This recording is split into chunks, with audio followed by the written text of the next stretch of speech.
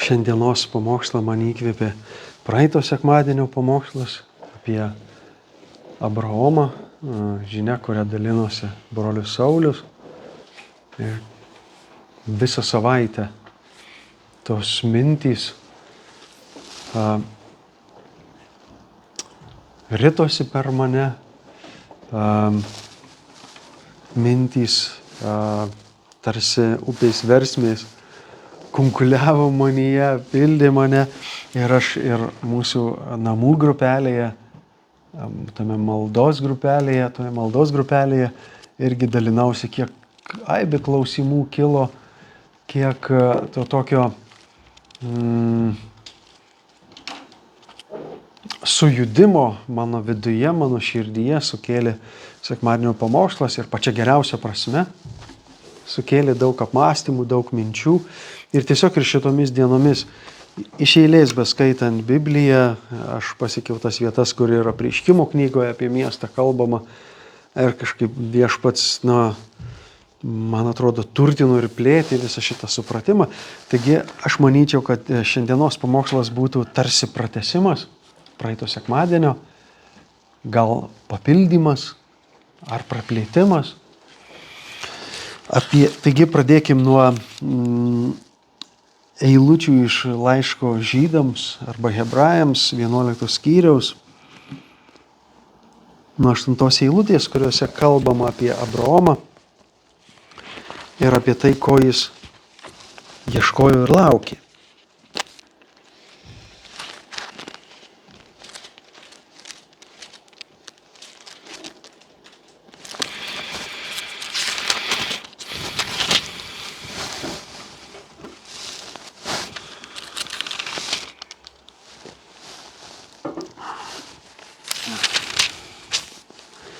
Taigi vienas iš mūsų tikėjimo pavyzdžių, pavadinamas šventajame rašte net ir mūsų tikėjimo pradininku,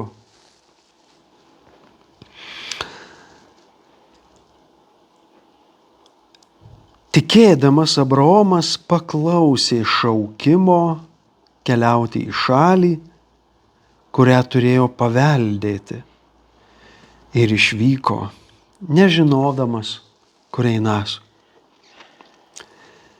Ir iš tos istorijos, kuria aprašyta Senajame testamente, Abraomo gyvenimo ir tikėjimo kelionės istorijos, mes sužinome, kad jis iškeliavęs atėjo į tą Dievo pažadėtą žemę.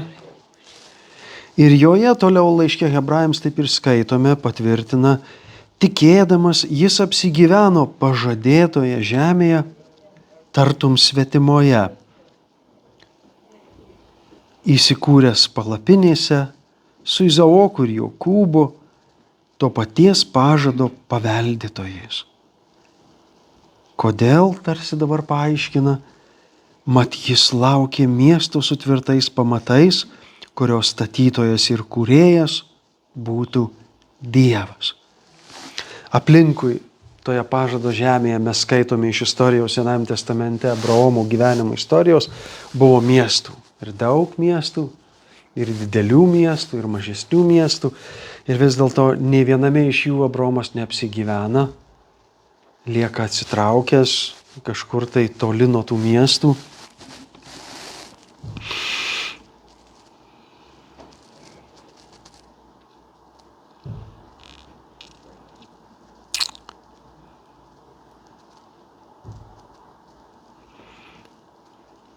Taigi pirmas dalykas, į kurį mes galim čia atkreipti dėmesį, kad jis neįsikuria tose miestuose pažado žemėje.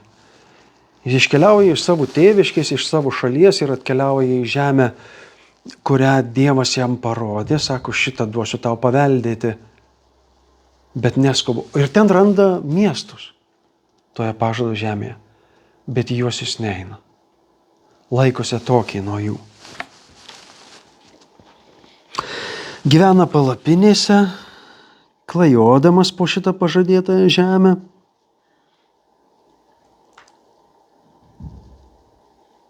Ir priešingai negu pats Abraomas, jo giminaitis Lotas, kuris kartu su juo iškeliavo ir keliavo, įsikuria labai arti vieno miesto. Sodomos miesto pašonėje, visiškai. Ir mes matom, kaip jis nukenčia dėl to, kad jis ten įsikūrė.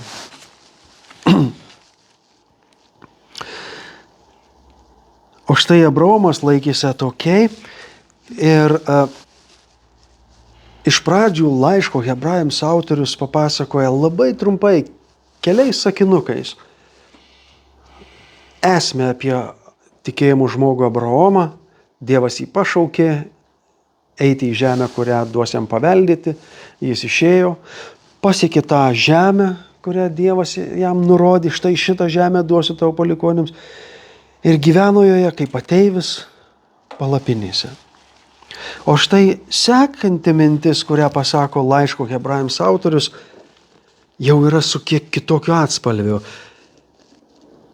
Pasakęs, kad jis gyveno palapinėse su pažado paveldėtojais savo sūnumi Izaoku ir anūko Jokūbu, jis sako, mat jis laukė miesto su tvirtais pamatais, kurios statytojas ir kūrėjas būtų Dievas. Miesto aplink yra, jis juose negyvena, neapsigyvena, bet jau žvelgdamas Naujojo testamento autorius, švento rašto dalies Naujajam testamento autorius sako, nes jis laukia kitokio miesto su tvirtais pamatais, kurio kūrėjas ir statytojas būtų Dievas. Pirmiausia, mes atkreipkim dėmesį į pasakymą. Miesto su tvirtais pamatais. Ar esate matę miestą su tvirtais pamatais? Apie vieną galima kalbėti, apie Veneciją, kuriai kali polius, nes miestas grimzdo, tai kali medinius polius į tą dumblą ir ant tų medinių polių, kurie dumble praktiškai sukietėja, negaudami deguonies, tas medis sukietėja visiškai ir tampa tokiu pakankamai gerų pagrindų, kad ant jo būtų galima statyti tokius namus, kokie yra dabar Venecijoje. Bet tai vienintelis miestas, po kuriuo visų turi būti, reiškia, dedamas pamatas, bet ne toks, kokį mes įsivaizduojam. Vat toks medžių polių. Taigi šiaip jau miestai pamatų neturi, jeigu pagalvojus. Ar ne? Nu, joks miestas, nei šiuolaikinis, nei senovės pamatų nededa, kad miestą pastatyti. Va. Bet pamatas būdingas kam? Namui, pastatam. Todėl, reiškia, kai pasakoma, mat laukia miestas su tvirtais pamatais, reiktų tada kažką čia suprasti. Miestas ir pamatai tarsi du skirtingi dalykai. Tada jis laukia, ką reiškia, jis laukia miesto? Tai, kad tokie, kokie buvo miestai, jam buvo netinkami dėl kažkokios priežasties, bet jis laukia netgi miesto su tvirtais pamatais. Kadangi pamatas būdingas namui, tai mums reikia prisiminti, ką pamatas duoda namui. Geras, tvirtas pamatas garantuoja, kad namas stovės ilgai. Neskilinės, neplyš sienos, nesugrius užėjus potviniui, užėjus gamtos kitokiem kataklizmam, vėtrom, liūtim. Taigi miestas su pamatu reikštų nesunaikinamą miestą, nesugriaunamą miestą, labai tvirtą miestą. Mat jis laukia miesto su pamatais, kurio kūrėjas ir statytojas būtų Dievas. Ir štai tas miesto su pamatais įvaizdis vėl iškyla labai stipriai Apreiškimo knygoje, ką Saulius ir paminėjo. Jis puikiai apjungė tą Abraomo apibūdinimą čia laiške žydams ir tai, kas parašyta Apreiškimo knygoje.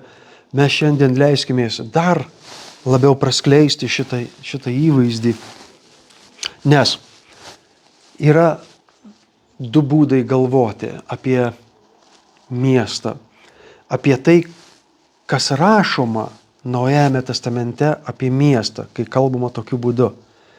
Pirmas būdas galvoti, kad reikia taip ir suprasti, kaip parašyta. Antras būdas žiūrėti, reikia pabandyti suprasti simbolinę reikšmę šitų miesto, pamatų, viso kito.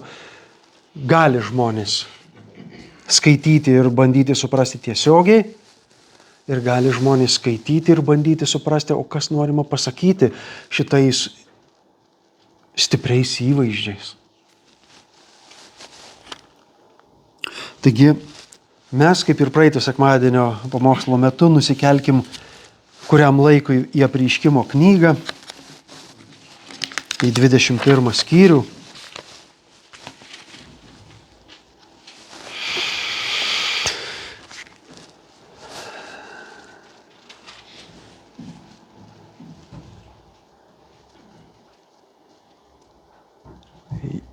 Apaštalas Jonas, ištremtas į Patmo salą, dirbdamas katorgininko darbus, kasyklose, kasdamas gal geležies rūdą, gal ką nors kitą, viešpaties dieną apturi regėjimą ir išvydęs daug įvairiausių stulbinančių vaizdinių, regėjimų, atspindinčių įvykius įvairiausius, baisius ir didingus, regėjimų pabaigoje regi ir jis liudija, pasakoja nuo 21 skyriaus pradžios. Aš regėjau naują dangų ir naują žemę, nes pirmasis dangus ir pirmoji žemė išnyko ir jūros taip pat nebeliko.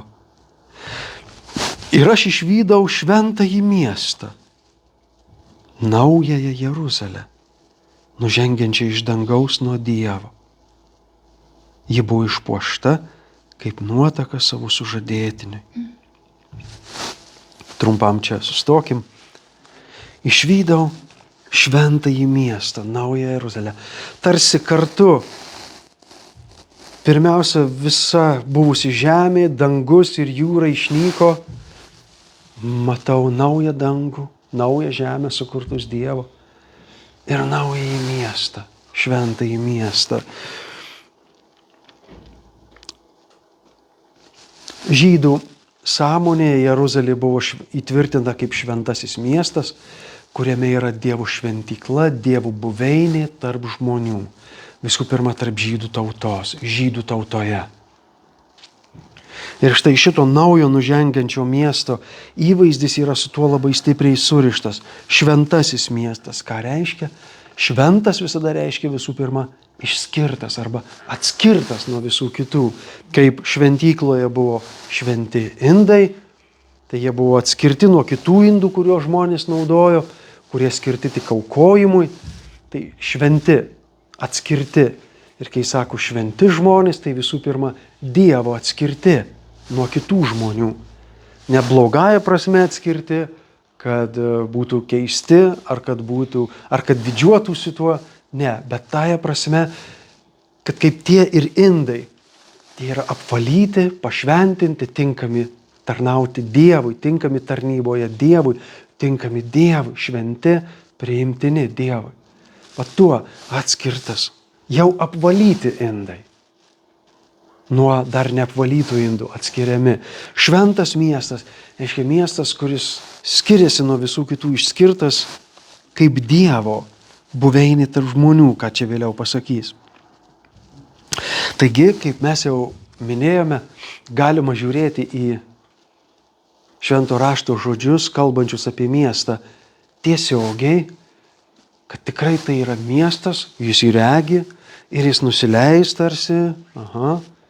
Ir galima bandyti aiškintis, o gal tai yra įvaizdžių kalba pasakoma apie kažką kitą visai, bet ne apie miestą čia apskritai kalba.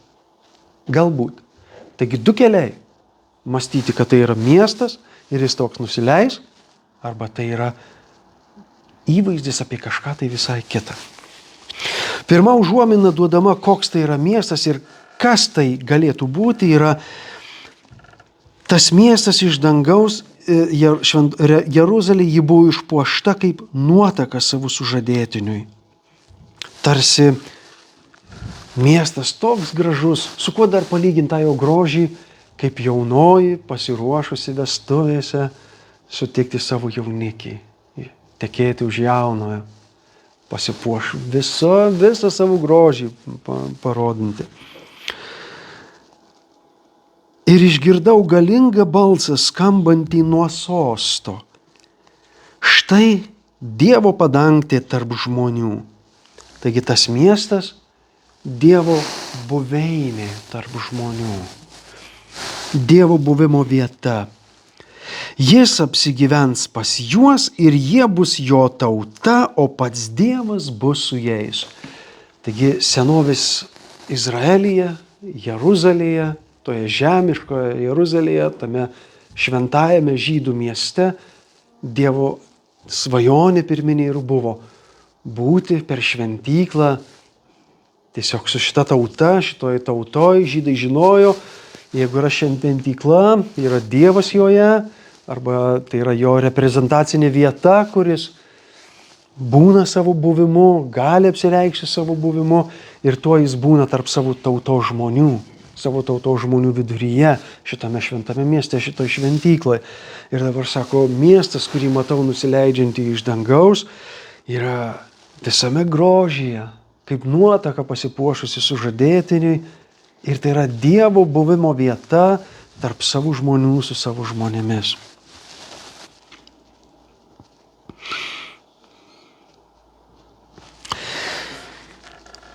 Toliau skaitykim 9 eilutė 21 skyriuje. Tuomet atėjo vienas iš 7 angelų, turėjusių 7 dubenis, pilnus 7 paskutinių negandų, ir tarė man: eikš, parodysiu tau jaunąją, avinėlio sužadėtinę. Ir nunešė mane dvasioje ant didelio ir aukšto kalno ir parodė man šventąjį miestą, Jeruzalę, nužengiančią iš dangaus, nuo Dievo, žėrinčią Dievo šlove. Dabar turim užduoti savo klausimą. Kas yra tas avinėlis? Tas sužadėtinis, atsiprašau. Eikš, parodysiu tau jaunąją, taip, avinėlio sužadėtinę.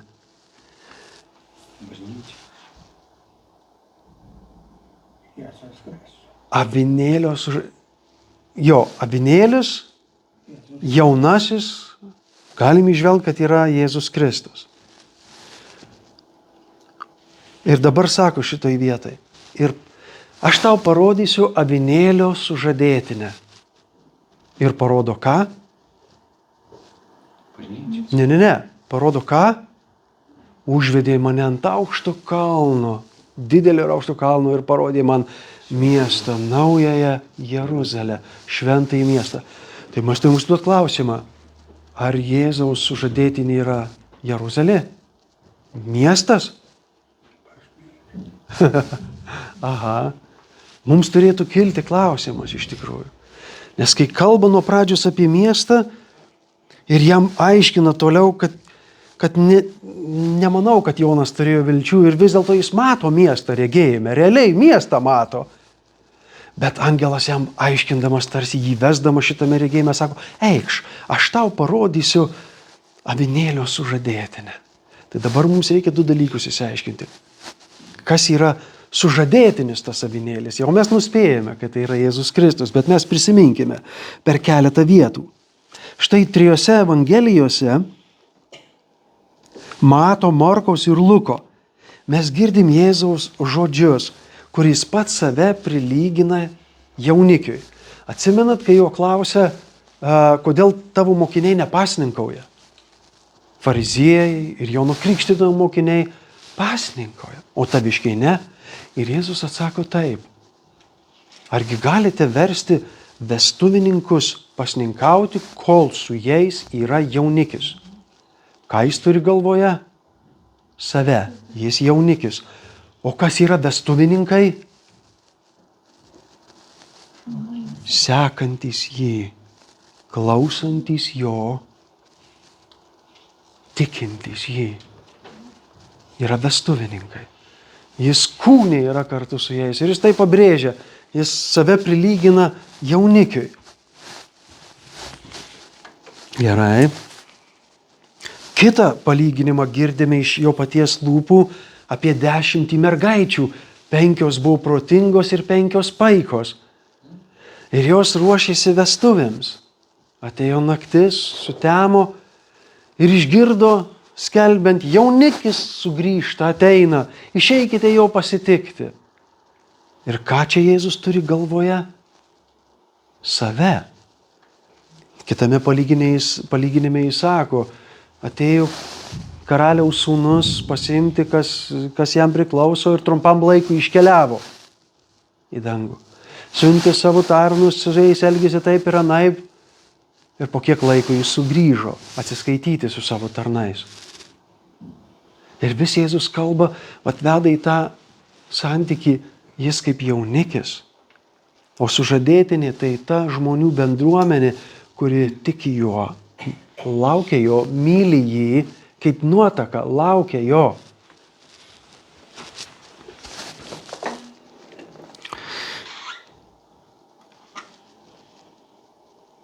Ir štai dar apie Jėzų kaip jaunikį girdime iš Jono Krikštytojo lūpų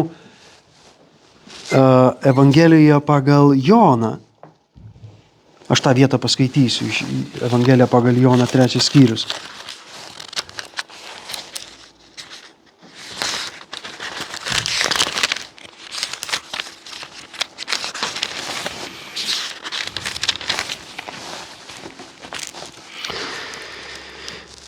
Jonui Krikštytojui krikštijančiam mines žmonės sako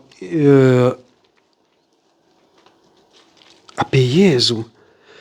Sako, čia 3 skyrius nuo 25 eilutės, tarp Jono mokinių ir vieno žydo iškilo ginčas dėl apsivalymo peigų. Tad jie atėjo pas Joną ir pranešė, rabi, vyras, kuris buvo su tavimi už Jordanėje, kurį tu paliudijai, jis taip pat ėmė krikštyti ir visi bėga pas jį. Jonas atsakė, žmogus nieko negali pasiimti, jeigu nebus jam duota iš dangaus. Jūs patys galite man paliudyti, jog esu sakęs, aš ne Mesijas. Aš siųstas būti tik jo pirmtaku. Kas turi sužadėtinę, tas sužadėtinis. O sužadėtinio bičiulis, kuris šalia stovi ir girdi, džiaugte džiaugiasi jaunikio balsu. Ir štai, kai jam sako, žmonės bėgte bėga pas jį, jau nebe pas tave eina, kaip čia plūdo kurį laiką krikštytis, bet pas tą, kurį tu paliudijai, kad jis Dievo vinėlis, pas jį jau žmonės bėga visi. Ir Jonas Krikštytojas sako, o taip, jis ir yra tas jaunikis, o tie žmonės, tai ir yra ta nuotaka, kurią jis turi nusivesti, kurią jis turi vesti ir nusivesti. Taigi mes užtikrintai galime pasakyti, kad Apreiškimo knygoje, kalbant apie miestą, kai angelas sako Jonui, ateik, aš tau parodysiu avinėlio sužadėtinę, kalba apie Jėzų, tą avinėlį, kuris paaukotas už pasaulio nuodėmes ir kurio sužadėtinė yra žmonių bendruomenė, kuri patikėjo Dievu, patikėjo Kristumi, kaip nuo Dievo atėjusiu, ir jis veda juos pas Dievą.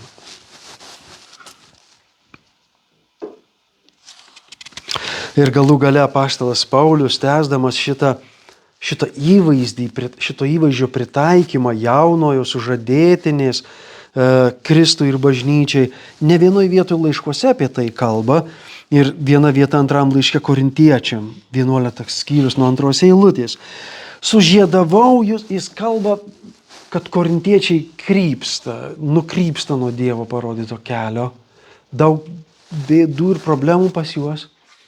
Ir apibendrinama savo rūpestys, jie apibendrina tą bažnyčią, Korinto miesto tikinčiųjų bažnyčią, sako taip, sužiedavau jūs su vienu vyru. Tai su kuo Paulius sužiedavo korintiečius? Su Jėzumi Kristumi. Ir sako tam, kad nuveščiau jūs Kristui kaip skaisčią mergelę, padariau jūs kaip sužadėtinę. Aš jūs subūriau Dievo jėga, kaip Dievo sužadėtinę, kad pristatyčiau jūs Kristui kaip skaisčią mergelę. Taigi tas įvaizdis avinėlio kaip jaunikio, Jėzaus Kristaus kaip jaunikio, O jo sužadėtinė visą laiką yra žmonija, kurie patikėjo Dievu.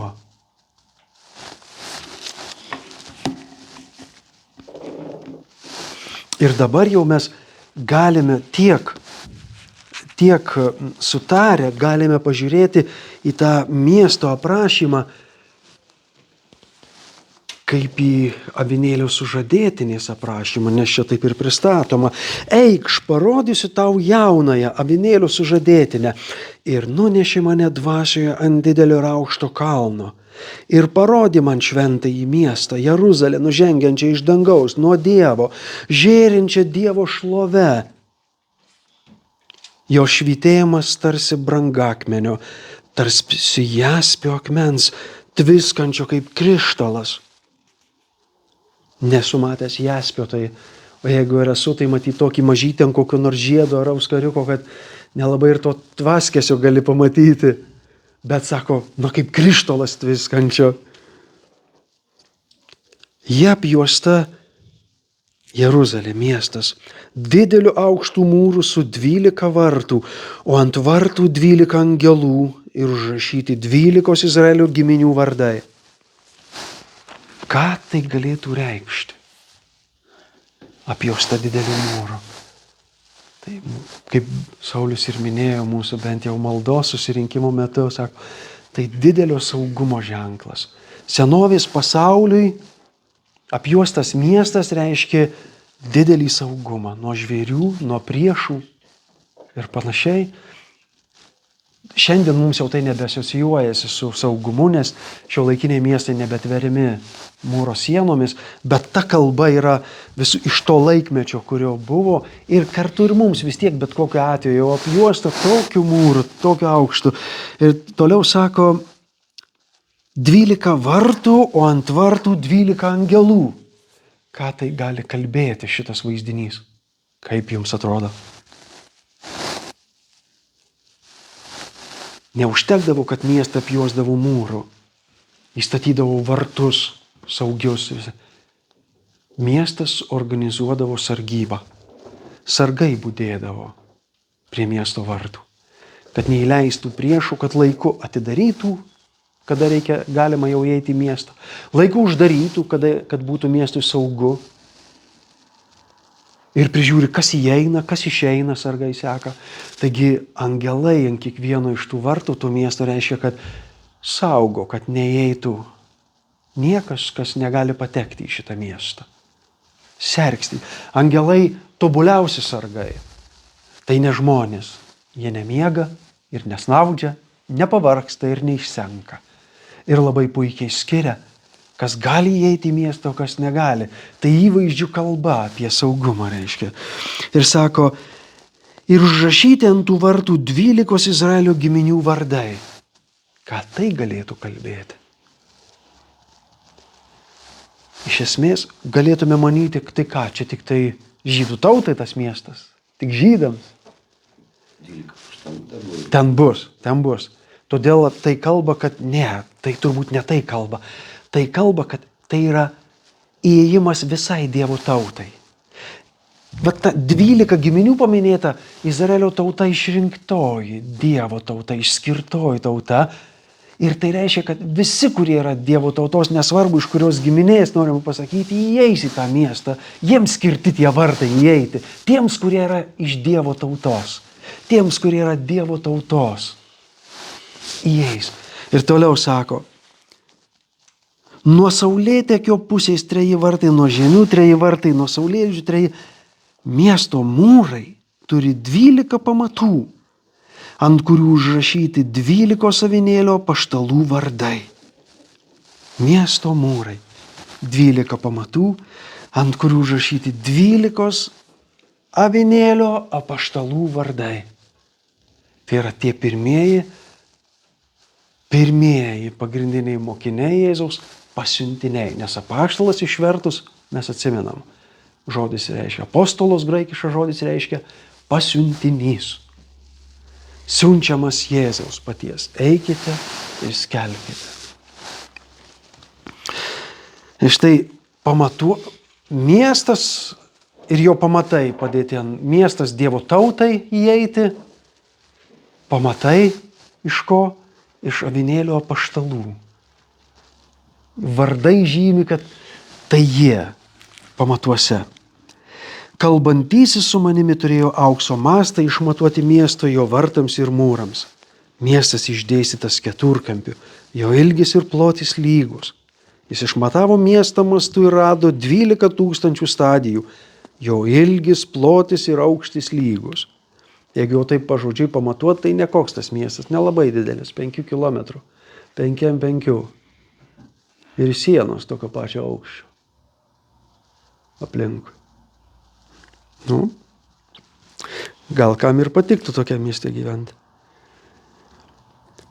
Jis išmatavo jo mūrą ir rado 140 uolekčių žmonių mastu, kurį vartojo ir angelas. Jo mūras sukrautas iš jaspio, o pats miestas iš gryno aukso, panašaus į tyrą stiklą. Oho. Apaštalas Paulius sako, niekas negali dėti kito pamato, kaip to, kuris jau padėtas ir kuris yra Jėzus Kristus. Ir tai, ką dėjo toliau apaštalai, tai nebuvo kas kita, kaip tik tęsinys šito pamato. Apaštalai nešė Jėzaus žodžius ten, kur jis pats norėjo nueiti, siuntė savo pasiuntinius, suteikė jiems galią ir valdžią ir prisakė, skelbkite, kad prisartino dangaus karalystė. O pats miestas iš gryno aukso, panašaus į tyrą stiklą. Ką tai gali kalbėti? Visur Biblijoje. Tikėjimas. Sulyginamas su brangiausiųjų, tauriausiųjų metalu, auksu. Visur vis lyginamas su juo. Ir kai kalba šitas miestas, jo mūrai visi iš vaiskaus stiklo, paskui dar pasakys ir gatvės, iš aukso, kaip vaiskaus kaip stiklas. Gryniausia. Kalba apie tikėjimo pilnatvę. Visa pastatyta tikėjimu. Ir apaštalas Paulius, kalbėdamas apie bažnyčios statymą, kalba, ir jūs patys, kaip gyvieji akmenys, statydinkitės į šventą šventyklą dvasioje. Mes, sako Paulius apie save, esame statytojai, kurie ant to pagrindos, dedam tą pamatą, tą pagrindą reiškia, kuris yra Kristus, o kiekvienas te žiūri, kaip stato ant to pamato. Kas iš brangakmenių, kas iš akmenų, kas iš šiaudų, kas iš medžio, kiekvieno darbas bus ištirtas. Nes ugnis viską ištirs. Kas iš šiaudų, iš medžio sudegs. Na, o kas iš akmenų, iš brangakmenių išliks. Tai nesunaikinama. Miesto mūrų pamatai papuošti visokiais brangakmeniais. Pirmas iš to ir iš to ir iš ano. Mes tų akmenų nei vienas visų nesame matę, gal vienas kitas kokį turėjom žiede ar auskarėlyje. 12 vartų, 12 perlų. Jie net iš perlo. Kiekvieni vartai iš vieno perlo ištisinio. Ir ką tuo noriu pasakyti, kokio brangumo tie vartai. Ir miesto gatvės grynas auksas, tarsi vaiskus stiklas. Bet aš jame nemačiau šventyklos, nes viešpats, visagalis Dievas ir avinėlis yra jo šventykla. Miesto apšviesti nereikia nei saulės, nei mėnulio, nes jie apšviečia tviskantį Dievo šlovė ir jo žiburys yra avinėlis. Tautos vaikščios jo šviesoje. Ir žemės karaliai atsineš į jį savo puošnumą. Jo vartai nebus uždaromi dieną, nes tenai nebus nakties ir jį bus sugabenti tautų lobiai ir brangenybės. Bet ten niekada nepateks, kas netyra, joks nešvankelis ar melagis, o tik tai tie, kurie įrašyti avinėlio gyvenimo knygoje.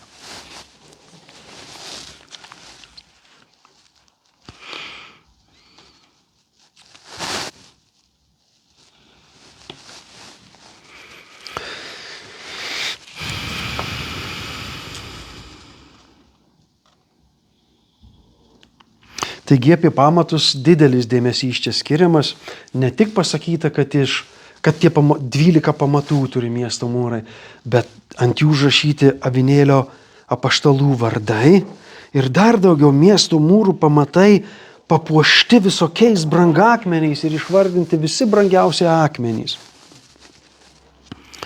Ir tie brangakmeniai simbolizuoja Dievo pažinimą. Tos brangiausius dalykus, kurie mums atveriami, apreiškiami apie Dievą. Ir pats Jėzus, kalbėdamas apie tikinčiųjų, juo sekančių bendruomenę, kalba apaštalui Petrui. Kai Petras paklausęs Jėzaus, o ką jūs manote apie mane, gauna apreiškimą, tu esi Dievo sūnus, pasiųstasis gelbėtojas. Jėzaus reakcija į tai,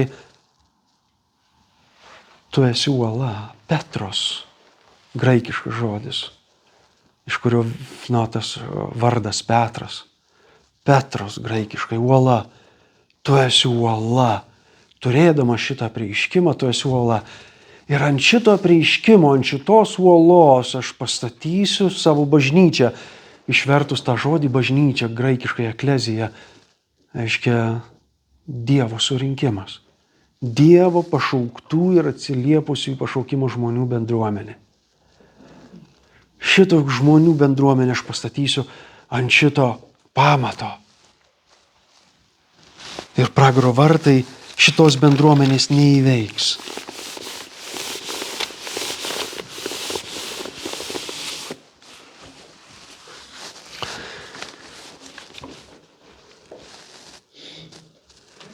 Ir štai, va čia apreiškimo knygoje mes pamatome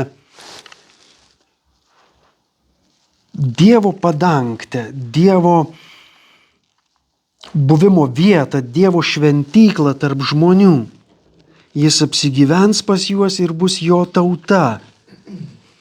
Miestas, nužengiantis iš dangaus Dievo, sutvertas paties Dievo, su tvirtais pamatais, kurio kūrėjas ir statytojas yra Dievas. Ir tuo miestu yra kas? Jo žmonių bendruomenė. Bažnyčia. Jeigu užbaigiant apreiškimo knygoje, tai visa apreiškimo knyga iš esmės yra apie ką? Užbaigia paskutinė eilutė apreiškimo knygos 22 skyriaus. Jėzaus žodžiai. Aš, Jėzus, pasiunčiau savo angelą jums tai paliudyti. Apie ką? Apie bažnyčias.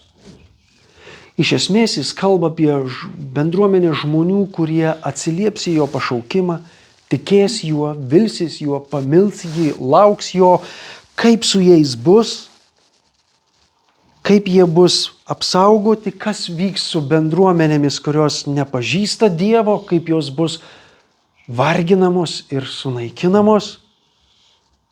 Ir kaip ta bendruomenė, kur yra Dievo galų gale sušvis su visa Dievo šlove. Paskutiniai skyriai, kuriuos mes čia dabar truputį paskaitėme.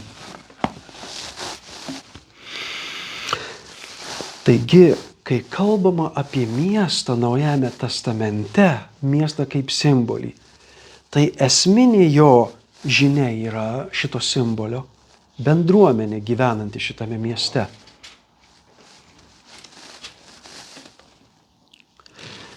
Ji saugi ir miestas atspindi tą artimą bendravimą, artimą sugyvenimą, gyvena arti vienas kito, keičiasi vienas kito gebėjimais, dovanomis, pagalbomis, vienas kitam padeda, bendradarbiauja, sugyvena. Miestas kalba apie bendruomenę. O mūsų konkrečiais atvejais skaitomais apie Dievo žmonių bendruomenę.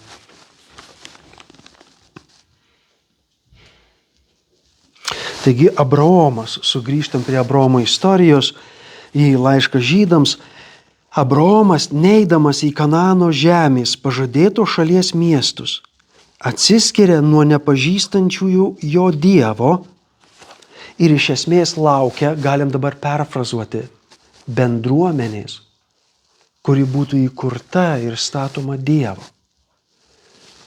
Kai kalbama, mat jis laukė miesto su pamatais, jis gyveno palapinėse, nes, o kodėl neėjo Abraomui aplinkinius miestus?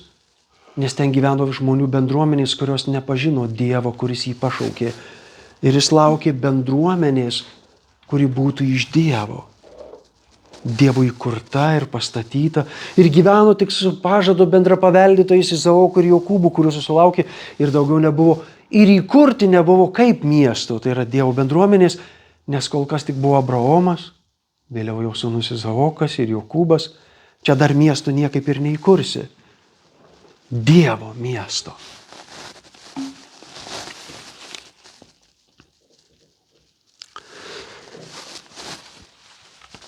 Abraomas šalinasi netikinčių žmonių bendruomenių. Jis saugosi. Ir kad jis teisingai darė, atspindi jo sūnėno Loto gyvenimo pavyzdys. Lotas nuėjo artyn Anų gyventi, nors būdamas tikintis panašiai kaip Lotas, kaip Abraomas, nes jis išėjo su Abraomu kartu. Išgirdęs, kad Abraomą Dievas šaukė, eik į šalį, kurią tau duosiu paveldyti, Lotas patikė Abraomu. Galbūt tikrai Dievas jį veda ir jis eina kartu su juo, bet nepaseka lemiamų metų. Abraomo pėdomis iki galo, lemiamų metų nusprendžia prisigretinti prie tenykščių gyventojų bendruomenės. Ir gauna pavyzdį, ir mes visi gaunam pavyzdį, kad jeigu tu susidėsi su tais, kurie skirti sunaikinti, tai ir pats būsi grėsmėje būti sunaikintu. Abraomo dėka, kai Abraomas sužino, kad Sodoma bus sunaikinta, jis žino, ten gyvena Lotas, Sodomos pakrašty. Miesto prieigose Lotas gyvena. Tai tu, Dieve, sunaikinsi, jeigu ten rasi 10 teisiųjų. Ne. Ir tada Dievas davęs pažadą Abraomui, nes Abraomas meldė iš esmės už jį. Bendravo su Dievu. Ar tu tai padarysi, jeigu ten rasi teisių, tikinčių tavimi? Ir Abraomas turi galvoje Lotą ir jo šeimyną. Ne. Dievas sako, ir tada Dievas siunčia angelus, kad išvestų Lotą. Bet jam be galo, jo žmonai, tai iš vis be galo brangu tai, ką palieka, ir viską tenka palikti ir pateinai sudega, nes jo širdis buvo su ta bendruomenė, kuri brangino tai, ką brangina gyvojo Dievo nepažįstantys žmonės. Ir Lotas tik vos išsigelbėjo. Ir jo dukros prisidarė bėdos, nes užsidarė ir galvojo, daugiau nėra vyrų žemėje ir sugulė su savo tėvu. Na, žodžiu, bėdos.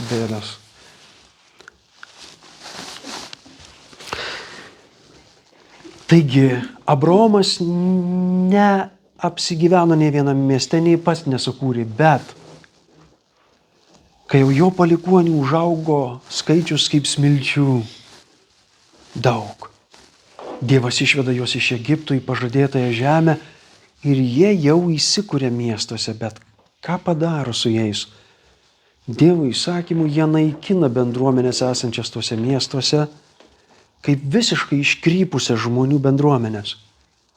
Ir jie jau įsikuria tuose miestuose pažadėtoje žemėje, bet įsikuria kaip Dievo tauta. Juk jie eidami per dykumą gauna iš Mozės Dievo įstatymą, kurio jis sako, šito laikydamisi jūs būsite mano tauta, aš būsiu su jumis ir jūs būsite aprūpinti. Dabar, kai jau nueisite, jūs, Abraomo palikuonys, į pažadėtą žemę, aš leisiu jums sunaikinti tuos, kurie ten gyvena ir paveldėti visą tai, kas ten yra gera. Nes jie iškrypo iki aš nebeturiu kitos priemonės, kaip pataisyti tai, kas nutiko su tais, kurie gyvena pažadėtoje jums žemėje. Jie iškrypo. Ir aš nebeturiu ką daugiau padaryti, kad juos atitaisyti.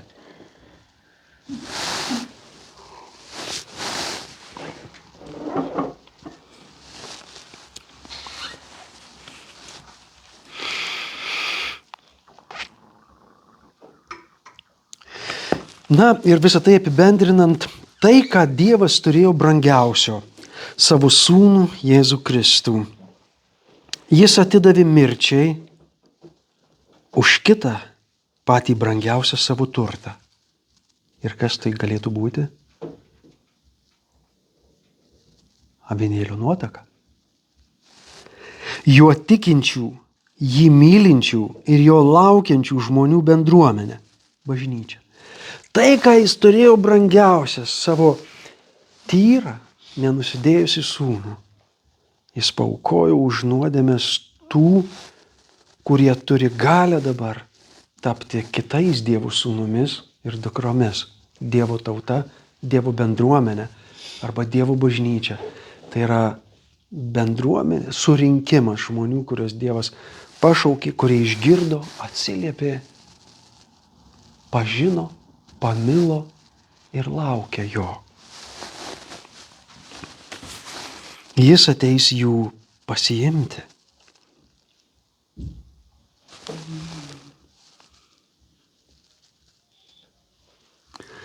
Taigi Apreiškimo knygos miestas, Naujoji Jeruzalė, atsiskleidžia čia mums kaip jo brangiausių žmonių bendruomenė.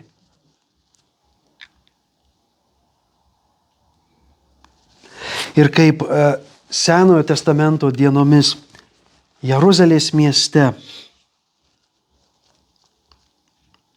Dievo buvimo vieta buvo įtvirtinta Jeruzalės šventykloje, taip Dievo buvimas bus įtvirtintas jo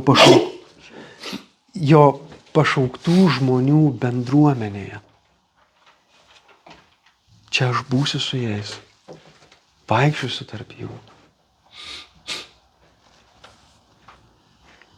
Taigi galima į miestą žiūrėti kaip į žemišką arba fizinį tą miestą, realią teritoriją, bet jeigu aiškintis kaip simbolio prasme, tai reiškia apie bendruomenę kalba visą laiką eina, kur yra Dievo buvimo vieta.